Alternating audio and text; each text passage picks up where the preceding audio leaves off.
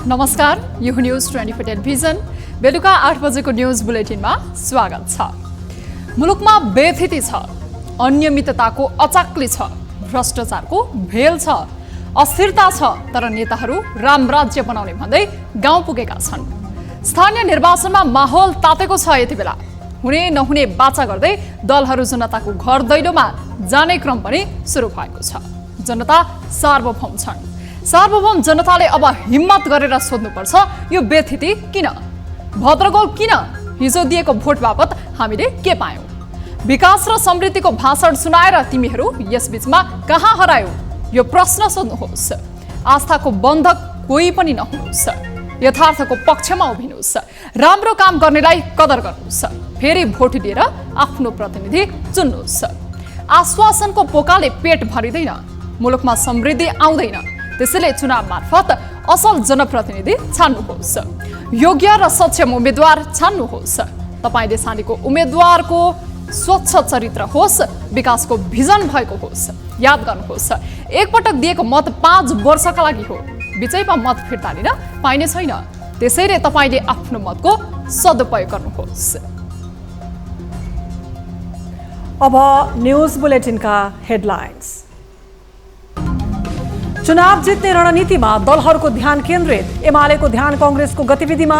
एकीकृत समाजवादी भने एमाले विरुद्ध आक्रोशित। ओमनी प्रकरणमा जनतालाई लुट्ने कामहरू गरे, लुट्ने चुस्ने काम केपी ओलीले गरे। बागी उम्मेदवारलाई फकाउने गृहमन्त्री खाँडको गतिविधिप्रति निर्वाचन आयोगको ध्यानाकर्षण। खाँडको गतिविधि आचार संहिता अनुकूल नभएको जिकिर। 30 गते शुक्रबारका दिन नेपालभर सार्वजनिक विदा। निर्वाचनका लागि दलहरू व्यस्त भइरहँदा आम जनतामा निराशा बढ्दो। अव्यावहारिक घोषणामा शक्ति खर्चिए पनि जनचासोका सवालमा उदासीन बनेको प्रति असन्तुष्टि। उनीहरूले भोट पाइसकेपछि, उनीहरू कुर्सीमा चढिसकेपछि हाम्रो हिसाब हुँदैन। मुख्य प्रशिक्षक अलमुताइरीसँगको विवादबारे छानबिन गर्न राष्ट्रिय फुटबल टोलीका खेलाडीहरूको माग। छानबिन र अनुसन्धानबाटै समस्या समाधान गर्ने एन्फाको प्रतिबद्धता। जहाँ हुने निर्देशन दिइसकेपछि मात्र हामी त्यहाँबाट निस्किन बाध्य भएको हो। र अदालतको आदेशद्वारा भारतमा बालबालिकालाई विद्यालय पठाउने न्यूनतम उमेरमा हेरफेर। 6 वर्षका बालबालिकाले मात्र कक्षा 1 मा भर्ना पाउने।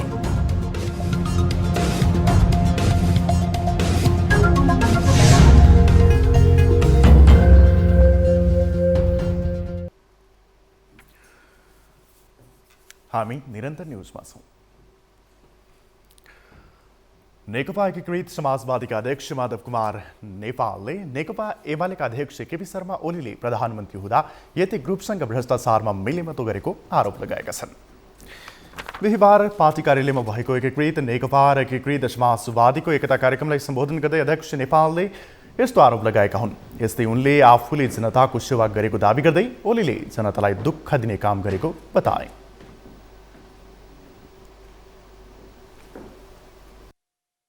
हामीले नै घरबार नभएका मान्छेहरूलाई जनता आवास कार्यक्रम ल्याएर घरबार विहीनको निम्ति घर बनाएर राज्यले नै दिने नीति हामीले नै अगाडि सारेका थियौँ। 2066 सालमा म प्रधानमन्त्री भएको बेला, केपी ओली भएको बेलामा पनि उनले पनि केही काम चाहिँ गरे। के काम गरे भन्दाखेरि यति ग्रुपसँग भ्रष्टाचारमा मिलोमतो गरे। ओमनी प्रकरणमा जनतालाई लुट्ने कामहरू गरे, लुट्ने चुस्ने काम केपी ओलीले गरे। अध्यक्ष नेपालले नेकपा एमालेलाई राष्ट्रिय सभाको चुनावबाटै धुलो चटाएको उल्लेख गर्दै स्थानीय तहमा पनि निरन्तरता दिने बताए। उनले सबै महानगर र उपमहानगरमा गठबन्धनका उम्मेद्वारलाई जिताउन नेता तथा कार्यकर्ताहरूलाई निर्देशन समेत दिएका छन्। नेकपा माओवादी केन्द्रका अध्यक्ष पुष्पकमल दाहाल प्रचण्डले यातायात क्षेत्रका समस्या समाधान गर्नुपर्नेमा जोड दिएका छन्। बिहिबार नेपाल यातायात व्यवसायी राष्ट्रिय महासङ्घको 6औं राष्ट्रिय महाधिवेशनबाट निर्वाचन केन्द्रीय कार्यकारिणी समितिको शपथ ग्रहण तथा पदस्थापना समारोहलाई सम्बोधन गर्दै अध्यक्ष प्रचण्डले सो कुरा बताएका हुन्।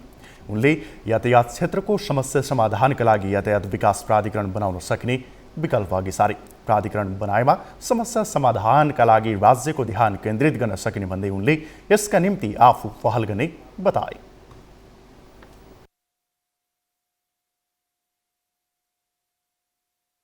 सरकारको तर्फबाट, सरकारको नेतृत्वको तर्फबाट पनि भनिएको हुनाले म तपाईहरुको अगाडि के विश्वास दिलाउन चाहन्छु भने यो प्राधिकरण बनाउने कुरामा अब सरकारलाई, गठबन्धनलाई अझ मुख्य रूपमा अगाडि बढाउनेमा मेरो पुरै ध्यान शक्ति लाग्नेछ, यो विश्वास म तपाईहरुलाई दिलाउन चाहन्छु।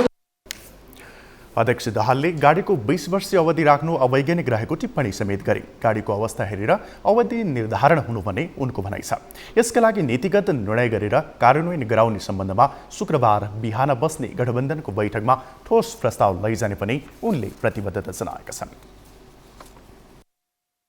खाली नीतिगत निर्णय मात्रै गरेर पुग्दैन, कार्यान्वयनको तहमा लैजानको लागि मन्त्रालय र सम्बन्धित निकायलाई निर्देशित गर्नुपर्छ। भोलि नै हामी गठबन्धनको भोलि 8:30 बजे बैठक बस्दैछौँ।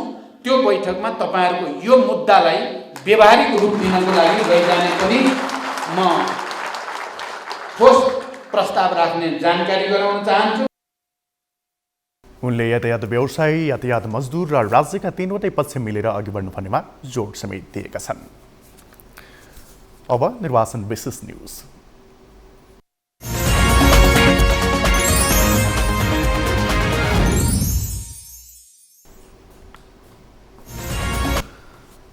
भरतपुर महानगरपालिकाका बागी उम्मेद्वारलाई फकाउन गृहमन्त्री बालकृष्ण खाँड चितवन पुगेको विषयमा निर्वाचन आयोगको ध्यानाकर्षण भएको आयोगले जनाएको छ। बिहिबार आयोगको नियमित पत्रकार सम्मेलनमा आयोगका सहायक प्रवक्ता सूर्य प्रसाद अरियालले सार्वजनिक पदमा रहेका व्यक्तिबाट भएको यस्तो गतिविधि आचार संहिता अनुकूल नहुने औल्याएका हुन्। सार्वजनिक पद धारण गरेका व्यक्तिको यस्तो गतिविधि आचार संहिताले अपेक्षा नगर्ने उल्लेख गर्दै यसबारे आयोगले थप निर्णय गर्ने सहायक प्रवक्ता अरियालले बताए। भौतिक संरचना मतदान प्रयोजनका लागि उपयोग गर्न त्यस्ता भवन र भवन परिसर मिति 2079 वैशाख 28 गतेदेखि 2079 वैशाख 30 गतेसम्म उपलब्ध गराउन नेपाल सरकार सङ्घीय मामिला तथा सामान्य मन्त्रालय मार्फत सबै स्थानीय तहलाई लेखी पठाउने। यस्तै निर्वाचन आयोगले स्थानीय तह निर्वाचन हुने वैशाख 30 गतेको दिन सार्वजनिक विदा दिन सरकार समक्ष अनुरोध गरेको छ। मतदान केन्द्र रहेको विद्यालयहरूमा वैशाख 28 गतेदेखि 30 गतेसम्म भौतिक रूपमा पठन पाठन बन्द गर्न पनि आयोगले सरकारलाई आग्रह गरेको छ। स्थानीय तह निर्वाचनको मतदान हुने मिति 2079 वैशाख 30 गते शुक्रबारका दिन नेपालभर सार्वजनिक बिदा दिन मुख्य सचिव मार्फत नेपाल सरकारलाई अनुरोध गर्ने। सहायक प्रवक्ता अरियालले निर्वाचन आयोगमा बिहिबार 3:30 बजेसम्म आएको तथ्याङ्क अनुसार 1,53,002 जना उम्मेद्वारको मनोनयन दर्ता भएको जानकारी गराए।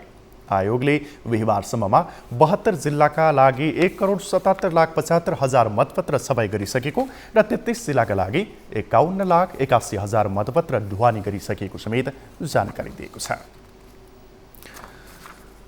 निर्वाचन आयोगले स्थानीय तह निर्वाचनका उम्मेद्वारहरू विरुद्ध परेको दावी विरोधका सन्दर्भमा निर्णय लिन निर्वाचन अधिकृतहरूलाई संशोधित निर्देशिका पठाएको छ। कतिपय प्रदेश सभा र प्रतिनिधि सभाको बन्द सूचीमा रहेका उम्मेद्वारहरूको नाम प्राविधिक कारणले आयोगको लिस्टबाट नहट्दा उम्मेदवारी नै खारेज हुने भएपछि आयोगले अन्तिम नामावली प्रकाशनको बेलासम्म हटेको सूचना आयोगलाई कायमै राख्न भनेको छ।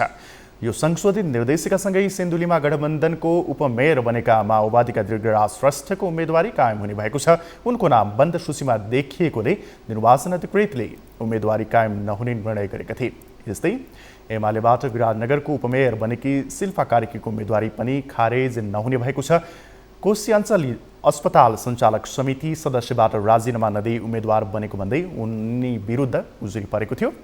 शिल्पाले उम्मेद्वार बनेपछि राजीनामा दिएकी थिइन्। आयोगले संशोधित निर्देशिकामा उम्मेद्वारको अन्तिम नामावली प्रकाशन गर्ने बेलासम्म राजीनामा दिएको प्रमाण पेश गरेमा सदर हुने भनेको छ। त्यस्तो कालो सूचीमा रहेका व्यक्तिको हकमा पनि शुक्रबारसम्म कालो सूचीबाट हटेको प्रमाण पेश गरेमा उम्मेदवारी सदर हुने भनेको छ। यसैगरी बेरोजु रहेकाको हकमा महालेखा परीक्षकले बेरोजु भनेको र फर्स्यौट नगरिकाको हकमा मात्रै उम्मेदवारी खारेज हुने जनाइएको छ। वैशाख 30 गते हुने स्थानीय निर्वाचनको प्रक्रिया धेरै अगाडि बढिसक्यो। दलहरू निर्वाचनको परिणामलाई आफ्नो पक्षमा पार्न अनेक प्रयासहरू गरिरहेका छन्। जित हासिल पार्ने एक सूत्रीय नारा पछ्याइरहेका चुनावी तालमेलदेखि अव्यावहारिक घोषणापत्र सार्वजनिक गर्ने सम्मका रणनीति अख्तियार गरिरहेका छन्। तर जनताले दैनिक जीवनमा भोगिरहेका अप्ठ्याराहरूबारे कुनै पनि दलहरू संवेदनशील बनेको देखिँदैन। एक रिपोर्ट। दलहरूलाई चुनावी रन्कोले छोएकोले यतिबेला मत तान्ने बाहेक अन्य विषयमा उनीहरू सोच्नै नसक्ने गरी व्यस्त भएका छन्। तालमेल, गठजोड जस्ता रणनीति अख्तियार गर्ने नाममा यतिबेला दलहरूले राजनैतिक सिद्धान्तको तेलाञ्जली नै दिएका छन्। अन्य दलबाट टिकट दिने शर्तमा उम्मेद्वार तानातान गर्ने प्रवृत्तिले यतिबेला तमासा गर्ने स्वभावलाई समेत बढावा दिएको छ। त्यसमाथि घोषणापत्र सार्वजनिक गर्ने क्रममा समेटिएका विषयहरू अव्यावहारिक रहेको छ भने त्यसमा आम जनचासोका मुद्दाहरू समेटिएको पाइँदैन। यसरी नै 2074 सालको निर्वाचन अनेक योजना समेटिएका घोषणापत्रहरू सार्वजनिक गरेर चुनाव जितेका जनप्रतिनिधिहरूले प्रतिबद्धता पूरा गरेनन्। भोट लिनको लागि चाहिँ अब गर्छु भन्छन् हैन, जितिसकेपछि चाहिँ गर्दैन, कसैले पनि गरेको छैन। निर्वाचनमा गरिएका अनेक बाचाहरू पूर्ण रूपमा झुटका पुलिन्दा साबित हुँदा समेत दलहरूमा जवाफदेहिता देखिएन।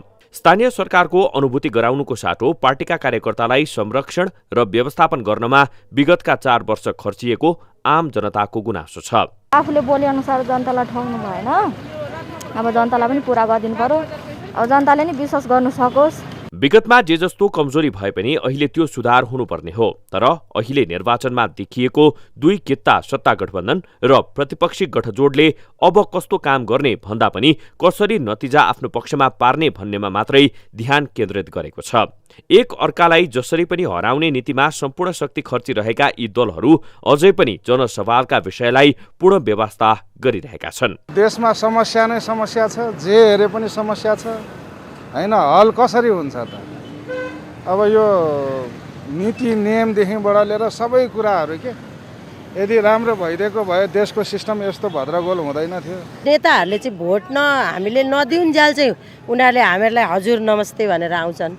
अब उनीहरूले भोट पाइसकेपछि उनीहरू कुर्सीमा चढिसकेपछि हाम्रो हिसाब हुँदैन। वर्तमान सरकारले मन्त्रीमण्डललाई पूर्णता दिन नै 88 दिन लगायो। बाँकी रहेको समय एमसीसी अनुमोदनको विषयमा माथापिच्ची गर्दै बित्यो।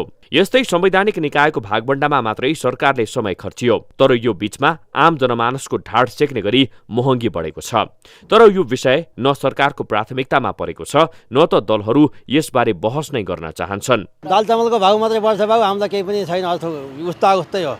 जुन जोगी आए पनि कानै चिरिया जस्तो मात्रै हो। देशको आर्थिक अवस्था इतिहासकै खराब अवस्थामा पुगेको विश्लेषण भइरहेको छ। कोभिड महामारीका कारण धराशायी बनेको पर्यटन क्षेत्र अझै माथि उठ्न सकेको छैन। शिक्षा, स्वास्थ्य, उद्योग व्यवसायको अवस्था पनि उस्तै छ। तर यो अवस्थामा सरकारले व्यवस्था गरे पनि प्रतिपक्षले विरोध गर्न सक्नु पर्थ्यो। सरकारबाट बाहिरिएको पीडा भुल्न नसकेको नेकपा एमाले अझै पनि कटाक्ष र आलोचनामा मात्रै समय बिताइरहेको छ। जनताको मुद्दा सम्बोधन गर्छु भन्ने दलहरू विकासमुखी र जनपक्षीय हुनुपर्ने हो। तर अवसर पाउँदा साना विषयमा अल्झिने अनि अहिले निर्वाचन बाहेक केही नसोच्ने प्रवृत्तिले आगामी दिनमा समेत जनताको अवस्था सुध्रने सम्भावना रहेको विश्वास गर्ने आधार छैन। जनताको आवाजको अवमूल्यन गर्ने र जनतालाई सधैँ मतदाता मात्रै सम्झिने दल र व्यक्तिलाई दण्डित गर्न जरुरी छ। दलहरूलाई गतिलो पाठ सिकाउने मौका भनेकै निर्वाचन हो। यो अवसरको प्रयोग गर्दा विगतका गतिविधि केलाउन सके सही नेतृत्व छनौट गर्ने अवसर मिल्छ भन्ने तथ्य भुल्नु हुँदैन। न्यूज 24 टेलिभिजनका लागि क्यामेरामा सुनिल गुरुङका साथमा टिभी जर्नलिस्ट प्रकाश पम्पको रिपोर्ट। हामी निरन्तर न्यूजमा छौं। मुलुकको केन्द्रीय राजधानी समेत रहेको काठमाडौँ महानगरपालिकाका मेयर उम्मेद्वार केशव स्थापित झन विवादमा परिरहेका छन्। यसअघि यौन हिंसाको आरोप लागेर विवादित बनेका उनी अहिले मेयरको उम्मेद्वारका रूपमा मनोनयन दर्ता गरेसँगै थप विवादमा परेका हुन्। नेकपा एमालेबाट उम्मेद्वार बनेका उनले बिहिबार एक कार्यक्रममा आफूमाथि प्रश्न गर्ने विरुद्ध गम्भीर प्रतिक्रिया दिए, जसले उनलाई नयाँ विवादको घेरामा पुर्याएको हो। एक रिपोर्ट। चर्चाको केन्द्रमा बस्न रुचाउने पात्र हुन् केशव स्थापित। कहिले उनी महत्वाकांक्षी योजना सुनाएर चर्चामा आउँछन् भने कहिले अनौठो टिप्पणी गरेर विवादमा पर्छन्। पछिल्लो समय उनी यौन दुर्व्यवहारका मुद्दामाथि समेत गैर जिम्मेवार रूपमा प्रस्तुत हुँदै आएका थिए। बिहिबार त उनले सार्वजनिक कार्यक्रम स्थलमा नै संयमता गुमाए।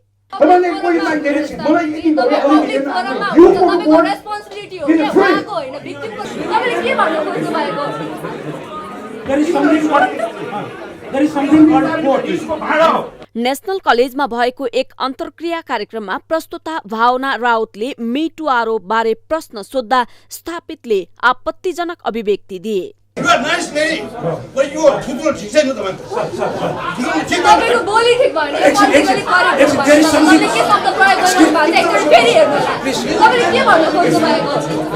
हुन त गत सोमबार मेयरमा मनोनयन दर्ता गरे पश्चात मीटू आरोप बारे पत्रकारले सोध्दा उनले पीडितलाई पागलको संज्ञा नै दिएका थिए। आजकल यो पागलहरूको लागि औषधि खान केही पैसा लाग्दैन, क्या। मेरो अरू भनाइ छैन। समय समयमा प्रकट हुन्छ क्या, समय समयमा किन प्रकट भइरहेछ। यो प्रतिक्रिया सार्वजनिक भएसँगै उनीमाथि अनेक प्रश्नहरू तेर्सिएको थियो, तर उनले त्यसलाई बेवास्ता गर्दै असंवेदनशील र गैर जिम्मेवारपूर्ण अभिव्यक्ति दिने क्रम रोकेनन्। अहिले यसको हद नै पार भएको हो। उनी यौन हिंसाको आरोपबाट अझै मुक्त भएका छैनन्। मेयर जस्तो जिम्मेवार पदको उम्मेद्वारले दिएको यो अभिव्यक्तिले कार्यक्रममा सहभागी हुनेहरूका बीच मात्रै होइन, सामाजिक सञ्जालमा समेत विवाद बनिरहेको छ। यौन हिंसा जस्तो गम्भीर विषयमा सार्वजनिक टिप्पणी गर्दा यसको प्रभाव कस्तो होला भन्ने सम्म नसोची हल्का रूपमा प्रस्तुत हुनुले उनले यो विषयलाई कसरी लिएका छन् भन्ने प्रश्न हुँदैन र? न्यूज 24 टेलिभिजनका लागि क्यामेरामा गोपाल पङ्गिनीका साथ टिभी जर्नलिस्ट टङ्ककला तिमेलसेना, काठमाडौँ। सरकारले हालसम्म 2,30,000 भन्दा बढी विद्युतीय राहदानी जारी गरेको बताएको छ। बिहिबार परराष्ट्र मन्त्रालयको नियमित पत्रकार सम्मेलनमा मन्त्रालयकी प्रवक्ता सेवा लम्सालले हालसम्म 2,30,527 स्थान विद्युतीय राहदानी जारी भइसकेको जानकारी दिएकी हुन्। उनले 69 जिल्ला प्रशासन कार्यालय, 14वटा इलाका प्रशासन कार्यालय र 23 वटा कूटनीतिक नियोगहरूबाट विद्युतीय राहदानी जारी कार्य भइरहेको बताइन्।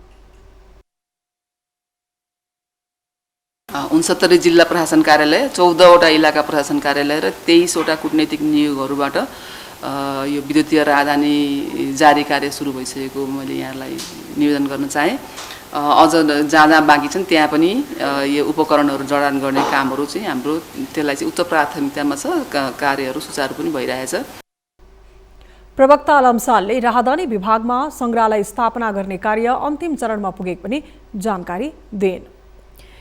त्रिभुवन विश्वविद्यालयले 23 दिन बिदा दिने निर्णय गरेको छ। विश्वविद्यालय अन्तर्गत सूचना तथा जनसम्पर्क महाशाखाले एक विज्ञप्ति प्रकाशित गरी यही वैशाख 22 गतेदेखि जेठ 13 गतेसम्म त्रिविका सम्पूर्ण क्याम्पस बिदा दिने जानकारी दिएको हो। विज्ञप्तिमा चालु शैक्षिक सत्रको वर्षे बिदाका सम्बन्धमा सत्रान्त बिदा दिने क्याम्पसको हकमा सम्बन्धित अध्ययन संस्थानबाट निर्णय गरे बमोजिम गर्ने र अन्य क्याम्पसको हकमा सम्बन्धित संस्थानबाट निर्णय गरे बमोजिम गर्ने उल्लेख छ। यस्तै अन्य क्याम्पस, विभाग र स्कुलको हकमा विद्यार्थीको नियमित परीक्षा सञ्चालन यथावत रहने गरी 2079 वैशाख 22 गतेदेखि जेठ 13 गतेसम्म 23 दिन चालु शैक्षिक सत्रको वर्षे बिदा दिने निर्णय भएको उल्लेख छ। नेपाली कांग्रेसका महामन्त्री विश्वप्रकाश शर्माले स्थानीय निर्वाचनमा कांग्रेसको उम्मेद्वारको मुख नहेरी रुखलाई हेरेर मतदान गर्न नेता कार्यकर्ताहरूलाई आग्रह गरेका छन्। बिहिबार काठमाडौँमा आयोजित एक नेपाली कांग्रेस चुनापति गाउँपालिका केन्द्रीय चुनावी अभियानको भेलालाई सम्बोधन गर्दै महामन्त्री शर्माले सो आग्रह गरेका हुन्। उनले पार्टीलाई व्यवस्थित बनाउनका लागि आफूहरू लागिरहेको पनि बताए। देशभरि जो उम्मेदवार बन्नु भएको छ, तपाईले चाहे बमोजिमको बन्नुभएको छ त्यो पनि नेपाली कांग्रेसको उम्मेदवार, तपाईलाई नलागिरहेको कयौं कतिपय साथीभाइलाई फलानु नबनोस् भन्ने लागिरहेको अवस्थाको कुनै तहमा छ त्यो पनि नेपाली कांग्रेसको उम्मेदवार, मापदण्ड पुर्याएर उम्मेदवार चयन भएको छ त्यो पनि नेपाली कांग्रेसको उम्मेदवार, कतिपय ठाउँमा प्रक्रिया मिलेन भन्ने भइरहेको छ भने पनि उहाँ पनि नेपाली कांग्रेसको उम्मेदवार। महामन्त्री शर्माले 10 वर्षमा देशलाई बिजुली बेचेर धनी बनाउने सपना कांग्रेसको रहेको बताए। यस्तै काठमाडौँको सडकमा डिजेल र पेट्रोलको गाडीहरूलाई विस्थापित गरेर विद्युतीय गाडी विस्तार गरिने पनि उनको भनाइ छ। डिजेल र पेट्रोलबाट कुदिरहेका गाडीहरूलाई प्रतिस्थापन गरेर बिजुलीबाट कुद्ने गाडी बनाउन सकिन्छ। त्यो बेलामा नेपाल देशले बिजुली बेचेको पैसाले देशको ढुकुटीमा थुपारी राखेपछि केरुङबाट काठमाडौँको पक्षमा त म छैन, तर मैले भन्नु पर्यो भने मेचीको काँकरभिट्टादेखि महाकालीको दार्चुलासम्म पुग्दै गर्दा कञ्चनपुरसम्म पुग्दै गर्दाखेरि तराईको जमिनबाट हामीले बिजुली कि बेचेर आएको पैसाले बिजुलीबाटै चल्ने रेल नेपाल देशले बनाउन सक्छ। महामन्त्री शर्माले नेपाली कांग्रेसलाई मतदान गर्ने मतदाताहरूलाई सुरक्षा दिँदै मतदान स्थलसम्म लैजान युवाहरूलाई निर्देशन समेत दिए।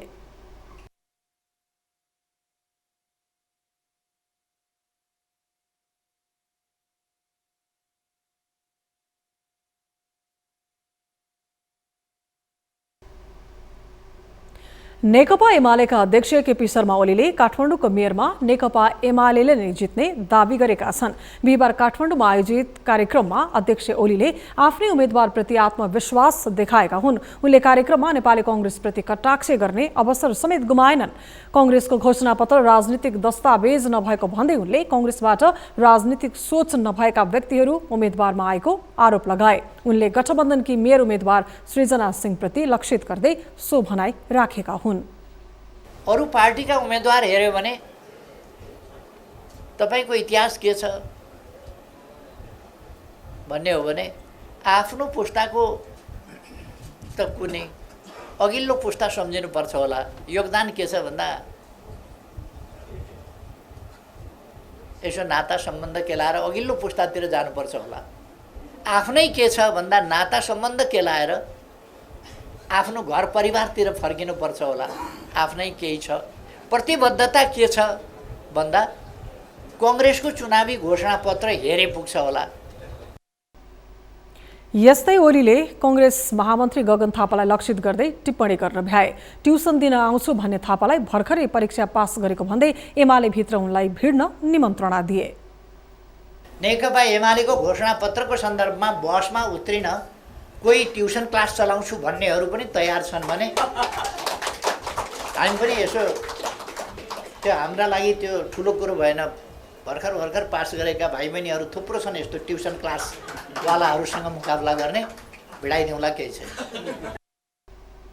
कार्यक्रममा ओलीले माधव नेपाल नेतृत्वको नेकपा एकीकृत समाजवादीलाई समेत छेड हान्ने समय निकाले। कांग्रेस जे भन्छ त्यही मान्ने भएकाले सो पार्टीको नाम नेकपा एस भएको उनको टिप्पणी थियो। न्युजहरू अझै बाँकी छन्, अब पालो ब्रेकको।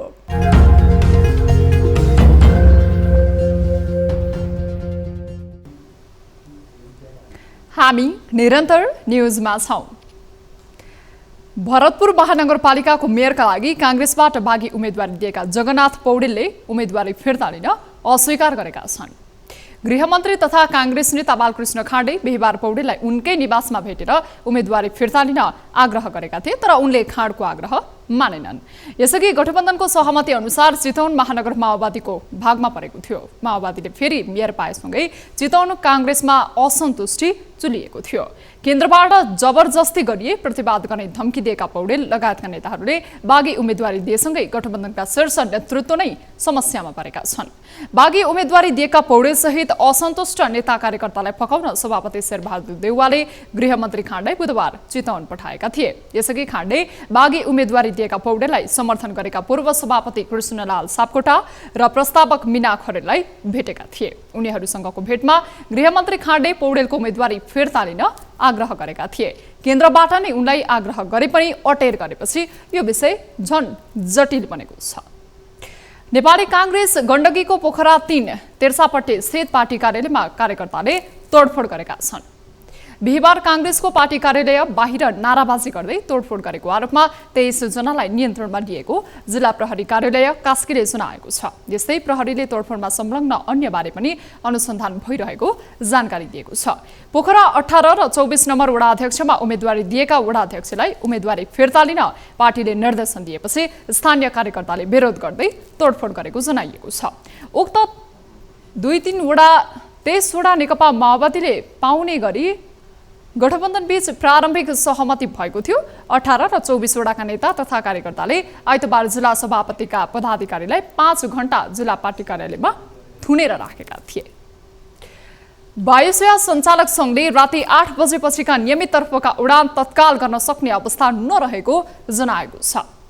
नेपाल नागरिक उड्डयन प्राधिकरणले रात्रिकालीन उडान भइरहेका विमानस्थलहरूमा बिहिबारदेखि लागू हुने गरी बिहान 6 देखि राति 12 बजेसम्म 18 घण्टा कायम गरेको थियो। तर सङ्घका सदस्य वायुसेवा कम्पनीहरू बुद्ध एयर, यति एयरलाइन्स, श्री एयरलाइन्स, सौर्य एयरलाइन्स र गुण एयरलाइन्सले विविध प्राविधिक कारणले हाललाई राति 8 बजेपछिका नियमित तर्फका उडानहरू गर्न सक्ने अवस्था नरहेको जनाएका हुन्। सङ्घले यसबारे अन्य पूर्वाधार र सम्भावना सम्बन्धी विस्तृत छलफल गर्न प्राधिकरणसँग समय समेत माग गरिएको अवस्थामा प्राधिकरणले बुधबार जारी गरेको स्टल सम्बन्धी नयाँ व्यवस्था अनुरूपको तालिका संलग्न गर्न सदस्य वायुसेवा कम्पनीहरूले नसक्ने स्पष्ट पारेको छ।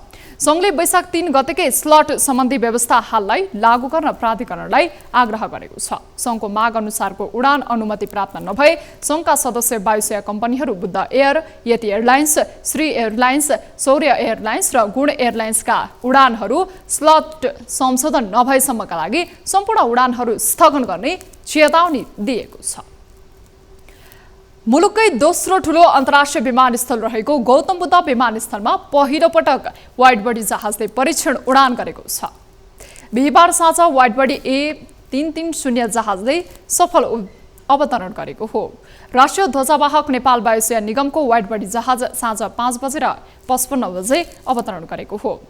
त्रिभुवन अन्तर्राष्ट्रिय विमानस्थलबाट सञ्चारकर्मी, पर्यटन व्यवसायी सहित उडान भरेर आएको उक्त विमान काठमाडौँबाट भइरहँमा 50 मिनटमै अवतरण गरेको हो। वैशाख 1 गते नै वाइड बडी जहाजले उडान गर्ने भनिए पनि प्राविधिक कारणले केही ढिलाइ भएको थियो। विमानस्थलको नयाँ धावन मार्ग अघिल्लो हप्तादेखि सञ्चालनमा आइसकेको छ। पुरानो धावन मार्गलाई ट्याक्सी पार्किङको रूपमा प्रयोग गरिएको छ। अहिले आन्तरिक तर्फबाट उडानहरू नयाँ धावन मार्गबाटै भइरहेका छन्। यो विमानस्थलमा आगामी जेठ 2 गते बुद्ध पूर्णिमाका दिनदेखि नियमित अन्तर्राष्ट्रिय उडान सञ्चालन हुनेछ। जजिराले आउँदो जेठ 2 गतेदेखि हप्ताको 3 दिन कुवेतबाट गौतम बुद्ध विमानस्थलमा उडान गर्ने गरी अनुमति लिएको छ। उसले सोमबार, बुधबार र शुक्रबार उडान भर्नेछ।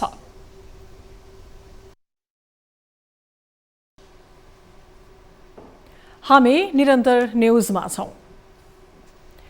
काठमाडौँ उपत्यकामा क्यूआर कोड प्रयोग स्क्यान गरी ट्राफिक जरिवाना तिर्न सकिने व्यवस्था सुरु भएको छ। काठमाडौँ उपत्यका ट्राफिक प्रहरी कार्यालय र कुमारी बैंक लिमिटेड बीच सहकार्यबाट यो प्रविधि जडान गरी जरिवाना तिर्ने प्रक्रियालाई सहजीकरण गरिएको हो। काठमाडौँ उपत्यका ट्राफिक प्रहरी कार्यालयले बिहिबार कार्यक्रम बीच यो सेवा शुभारम्भ गरेको छ। उक्त सेवा प्रारम्भ भएसँगै जरिवाना रकम तिर्न बैंक खोज्न भौतारिनु पर्ने वा नगद पैसा बोकेर बैंकमा घण्टौं लाइनमा बस्नुपर्ने बाध्यता अन्त्य भएको छ। अब ट्राफिक नियम उल्लङ्घन गरे सेवाग्राहीले आफ्नो डिजिटल वालेट वा मोबाइल ब्याङ्किङ एप्लिकेसन मार्फत मनिटरको स्क्रिनमा देखिएको क्यूआर कोड स्क्यान गरी तोकिएको जरिवाना रकम तिरिसकेपछि तुरुन्तै आफ्नो कागजपत्र लिन सकिनेछ।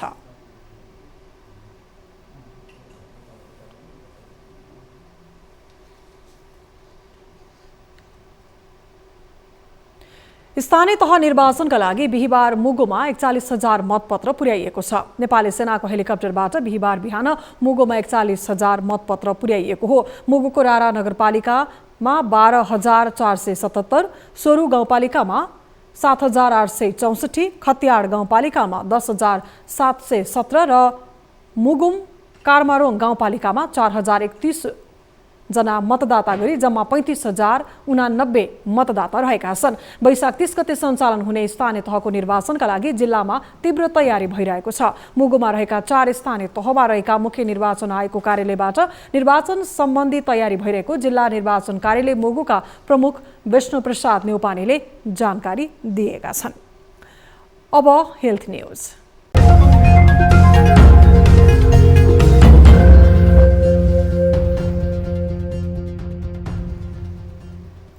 नेपालमा थप 15 जनामा कोरोना भाइरस संक्रमण पुष्टि भएको छ।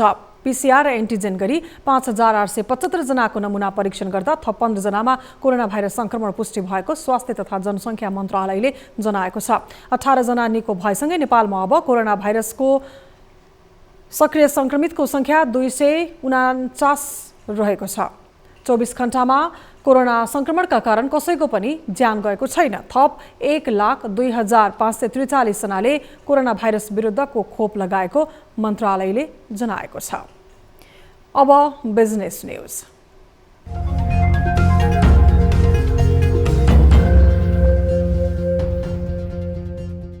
केन्द्रीय तथ्याङ्क विभागले चालु आर्थिक वर्षमा नेपालको आर्थिक वृद्धि दर 5.84% वृद्धि हुने प्रक्षेपण गरेको छ। बिहिबार काठमाडौँमा पत्रकार सम्मेलन गर्दै तथ्याङ्क विभागले चालु आर्थिक वर्षमा नेपालको आर्थिक वृद्धि दर 5.84% वृद्धि हुने प्रक्षेपण गरिएको विभागका निर्देशक ईश्वरी प्रसाद भण्डारीले सार्वजनिक गरेका हुन्। निर्देशक भण्डारीले आर्थिक वर्ष 2078-79 को राष्ट्रिय लेखा तथ्याङ्क समेत प्रस्तुत गरेका थिए। उनले कृषि क्षेत्रमा अहिलेको नेपालको आर्थिक वृद्धि दर 2.3% र गैर कृषि क्षेत्रको वृद्धि दर 6.9% रहेको बताए। पोहोर साल हामीले 4.01%ले चाहिँ वृद्धि हुन्छ भनेर भनेका थियौँ। त्यसलाई परिमार्जन गर्दा त्यो वृद्धि दर चाहिँ 4.3 मा पुगेको छ भने त्योभन्दा अझ अघिल्लो सालको वृद्धि दर ऋणात्मक 2.1 हुन्छ भनेका थियौँ। त्यसलाई परिमार्जन गर्दा त्यो 2.1 चाहिँ अलिकति परिमार्जन भएर -2.4 भएको चाहिँ अवस्था छ अहिले। विभागले अनुमान गरेको आर्थिक वृद्धि दर 1 दशकको औसत वृद्धिभन्दा बढी हो। निर्देशक अधिकारीका अनुसार नेपालीको वार्षिक आमदानीमा पनि वृद्धि भएको छ। यो वर्ष नेपालीको वार्षिक आमदानी बढेर $1,372 पुगेको निर्देशक भण्डारीले बताए। गत वर्षको तुलनामा यो वर्ष नेपालीको आमदानी $181 बढेको छ। प्रति व्यक्ति कुल ग्राहस्थ उत्पादनमा हामीले चाहिँ आफ्नै साधन स्रोत ले चाहिँ बाहिरबाट कमाएर ल्याएको अथवा आफ्नै क्यापिटल इन्भेस्ट गरेर ल्याएको पैसा जोड्यौँ भने यो चाहिँ जीएनआई ग्रस नेसनल इन्कम भनेर भन्छ। यो ग्रस नेसनल इन्कम चाहिँ प्रति व्यक्ति कति आयो भन्नुहुन्छ भने 1,381। अर्को त्यसमा चाहिँ विभिन्न देशबाट आएको ट्रान्सफर पनि जोड्यो भने जीएनडीआई आउँछ। जीएनडीआई प्रति व्यक्ति कति आयो भन्नुहुन्छ भने 1,683। यस्तै नेपालको कुल गृहस्थी उत्पादन जीडीपी पनि वृद्धि भएको छ। गत आर्थिक वर्षको तुलनामा यो वर्ष जीडीपीको आकार 3,72,27 करोड रुपैयाँले बढेको निर्देशक भण्डारीले जानकारी दिए।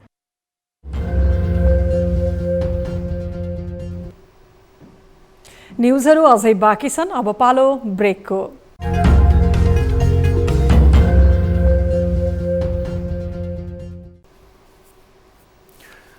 हामी निरन्तर न्युजमा छौँ।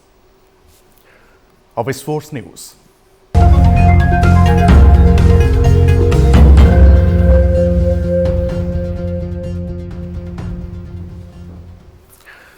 नेपाली फुटबल टोलीले अन्तर्राष्ट्रिय प्रतियोगिता खेल्न अब 1 महिना मात्रै बाँकी छ। लगातारको प्रतियोगिता लक्षित तयारी गरिरहेको फुटबल टोलीमा एकाएक विवाद देखिएको छ। यसअघि पनि मुख्य प्रशिक्षक अब्दुल्लाह अल्मुताइरी र खेलाडीहरूबीच मनमुटाव थियो, तर अहिले त्यो विवाद उत्कर्षमा पुगेको हो। विवादको दुई पक्षले एक अर्का विरुद्ध कडा कदम चाल्ने नीति लिँदा यसले फुटबल खेलमा नकारात्मक असर पर्ने जोखिम बढेको छ। एक रिपोर्ट। नेपाली राष्ट्रिय फुटबल टिमका मुख्य प्रशिक्षक अब्दुल्ला अल्मुताइरी नेपाल समर्थक माझ लोकप्रिय छन्। नेपाली टोली सम्हालेसँगै राम्रो नतिजा आउने गरेकोले पनि उनले वाहवाही पाएका हुन्। विशेष गरी सामाजिक सञ्जालमा उनको निकै प्रशंसा हुने गरेको छ। सार्वजनिक कार्यक्रम होस् वा सामाजिक सञ्जालमा उनी खेलाडीको पक्षमा बोल्छन्। कुनै खेल हारेमा त्यसको दोष आफै लिन्छन्। 1 वर्ष अघि राष्ट्रिय टिमको प्रशिक्षकमा नियुक्ति भएका अल्मुताइरी विवाद रहित भने हुन सकेनन्। यसअघि एन्फा पदाधिकारी संघको विवादका बेला राजीनामा दिई फेरि फर्केका उनी अहिले खेलाडी संघको विवादमा अल्झिएका छन्। यो विवादको मूल कारण भने अल्मुताइरी र राष्ट्रिय टिमका कतिपय खेलाडी बीचको तिक्ततापूर्ण सम्बन्ध रहेको बुझ्न कठिन छैन। बुधबार 10 खेलाडीले बन्द प्रशिक्षण छोडेर हिँडेपछि त्यसको समर्थनमा अन्य खेलाडी पनि खुले। यसमा खेलाडीले अल्मुताइरीको दोष रहेको बताइरहेका छन्। कोचसँग हाम्रो केही रिसिभ पनि छैन। कोचलाई निकाल भनेर पनि हामी यहाँ आएको होइन। कोचले गर्नुभएको धेरै राम्रो कुराहरू छ, जुन कुरा हामीले एप्रिसिएट पनि गरेको छौँ। यहाँ कोचलाई हामी नराम्रो भन्न नि आएको होइन। अब जुन कुराले अघि भन्नुभयो दाइहरूले हामीलाई गाली गलोजहरू गरिरहेको छ होइन। अब हामी त्यहाँबाट भागेर गएको होइनौँ। मेन कुरा चाहिँ के हो भने हामी त्यहाँबाट भागेर गएको होइन, हामीलाई बारम्बार क्याम्प छोडेर जा भनेर निर्देशन दिइसकेपछि मात्र हामी त्यहाँबाट निस्किन बाध्य भएको हो। तर खेलाडीहरू बिना जानकारी क्याम्प छाडेर जानु गलत भएको एन्फाको दावी छ। यो प्रकरण गम्भीर भएकोले यसबारे अनुसन्धान हुने भनिएको छ। छानबिनका क्रममा दोषी देखिए दुवै पक्षलाई कार्यवाही गर्न सकिने महासचिव इन्द्रमान तुलाधरको भनाइ छ। होइन, डिसिप्लिन उल्लङ्घन भएको छ भने हामी दुवै पक्षलाई कारवाही गर्न पछि हट्दैनौँ त्यसमा, किनभने हामीले योभन्दा अगाडि पनि यस्तो काम गरिसकेका छौँ होइन। त्यसैले हामी अब गल्ती गर्ने र देशकै किनभने राष्ट्रको प्रतिनिधित्व गरेर खेल्न जाँदैछ नि त होइन, त्यस्तो बेला अनुशासनमा रहेनन् भनेदेखि जो कोही होस् हामी कारवाही गर्न पछि हट्दैनौँ। उसो त प्रशिक्षक र खेलाडी बीच पहिलोपटक टकराव भएको भन्ने चाहिँ होइन। शहीद स्मारक ए डिभिजन लिग चलिरहँदा क्लबमा अल्मुताइरीले खेलाडीलाई अनेक नियम लगाएर हैरान पारेको आरोप पनि लागेको थियो। विद्रोहमा उत्रेका खेलाडीहरूले अल्मुताइरीको राजीनामापछि मात्रै खेलमा फर्कने शर्त अघि सारेका छन्। हामीले उहाँको अन्डरमा खेल्न चाहिँ अनकम्फर्टेबल हुन्छ, ट्रस्ट हुँदैन, उहाँको पनि हामीमाथि ट्रस्ट हुँदैन, हामीलाई पनि उहाँमाथि ट्रस्ट हुँदैन। हामीले भनेको यति मात्र हो। कोचले चाहिँ इनसाइड फिल्ड मात्र होइन कि हामीलाई आउटसाइड फिल्डमा पनि धेरै नै कन्ट्रोल गर्नुभएको थियो। फर इक्जाम्पल कसैको कपाल नहो भने कोचलाई प्रब्लम, कसैको हातमा ट्याटु भयो भने प्रब्लम। हामीले सामाजिक सञ्जालमा हाम्रो फ्यानहरूसँग इन्टरेक्ट गर्न नपाउने, सबै कुरा चाहिँ कोचको पर्मिसन लिएर मात्र हामीले चाहिँ गर्नुपर्ने। यो वर्ल्ड फुटबलमा यो त कतै पनि हुँदैन नि त, जुन चाहिँ अहिले यो कुरा मैले राखेँ होइन। नेपाली टोली हाल एसियन कप क्वालिफायर्सका लागि बन्द प्रशिक्षणमा छ। नेपालले एसिया कप छनौटमा जोर्डन, कुवेत र इन्डोनेसियासँग जुन महिनामा प्रतिस्पर्धा गर्दैछ। त्यसअघि मे महिनाको अन्तिम साता अफगानिस्तानसँग 2वटा मैत्रीपूर्ण खेल खेल्ने समेत तालिका छ। बन्द प्रशिक्षण सुरु भएकै दिन पत्रकार सम्मेलन गरी अल्मुताइरीले नेपाल एसियन कपमा छनौट हुनै नसक्ने दावी गरिदिए। सो विषयमा समेत खेलाडी र प्रशिक्षक बीच मनमुटाव थियो। तर बुधबार राति एकैपटक राष्ट्रिय टोलीको विवाद छताछुल्ल हुन पुग्यो। यो विवाद जति लम्बिन्छ यसले नेपाली फुटबललाई नराम्रो असर गर्ने सम्भावना त्यति नै रहन्छ। सोही कारण एन्फाले यो विषयमा दुवै पक्षलाई ल्याई उपयुक्त समाधान गरेर विवाद अन्त्यको प्रयास गर्न आवश्यक छ। न्यूज 24 टेलिभिजनका लागि क्यामेरामा गोपाल शर्मा पङ्गिनीका साथमा टिभी जर्नलिस्ट राजन ढकालको रिपोर्ट। अब 24 विथ अपडेट।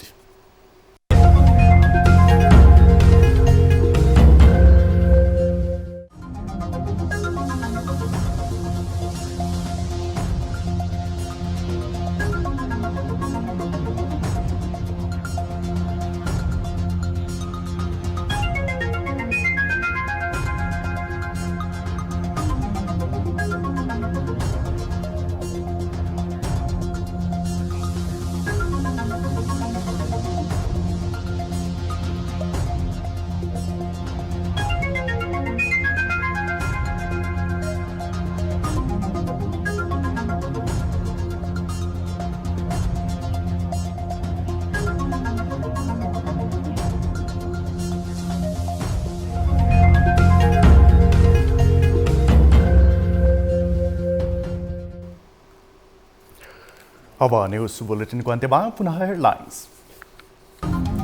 चुनाव जित्ने रणनीतिमा दलहरूको ध्यान केन्द्रित, एमालेको ध्यान काङ्ग्रेसको गतिविधिमा। एकीकृत समाजवादी भने एमाले विरुद्ध आक्रोशित। ओम्नी प्रकरणमा जनतालाई लुट्ने कामहरू गरे, लुट्ने चुस्ने काम केपी ओलीले गरे। बागी उम्मेद्वारलाई फकाउने गृहमन्त्री खाँडको गतिविधिप्रति निर्वाचन आयोगको ध्यानाकर्षण। खाँडको गतिविधि आचार संहिता अनुकूल नभएको जिकिर। 30 गते शुक्रबारका दिन नेपालभर सार्वजनिक बिदा। निर्वाचनका लागि दलहरू व्यस्त भइरहँदा आम जनतामा भने निराशा बढ्दो। अव्यवहारिक घोषणामा शक्ति खर्चिए पनि जनचासोका सवालमा उदासीन बनेको प्रति असन्तुष्टि। अब उनीहरूले भोट पाइसकेपछि उनीहरू कुर्सीमा चढिसकेपछि हाम्रो हिसाब हुँदैन। मुख्य प्रशिक्षक अल्मुताइरीसँगको विवादबारे छानबिन गर्न राष्ट्रिय फुटबल टोलीका खेलाडीहरूको माग। छानबिन र अनुसन्धानबाटै समस्या समाधान गर्ने एन्फाको प्रतिबद्धता। क्याम्प छोडेर जा भनेर निर्देशन दिइसकेपछि मात्र हामी त्यहाँबाट निस्किन बाध्य भएको हो।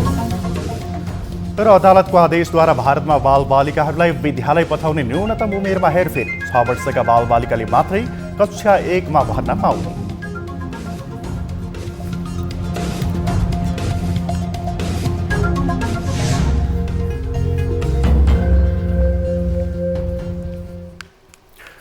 बेलुकी 8 बजेको न्युज बुलेटिन अहिलेलाई यति नै। जाँदा जाँदै ताली र गालीका लागि हामीले सोधेको प्रश्नको अन्तिम नतिजा यसपछि प्रसारण हुने कार्यक्रम सीधा कुरा जनतासँगमा हेर्न सक्नुहुनेछ। थप न्युजका लागि हाम्रो वेबसाइट www.news24nepal.com हेर्नुहोला। साथै हामीलाई फेसबुक, ट्विटर र युट्युबमा पनि फलो गर्न सक्नुहुनेछ। यस्तै मोबाइल, इमेल र भाइबरबाट न्युज 24 को हेल्प डेस्कमा केही समस्या र गुनासा छन् भने सम्पर्क गर्न सक्नुहुनेछ। हामी निरन्तर न्युजमा छौं। नमस्ते।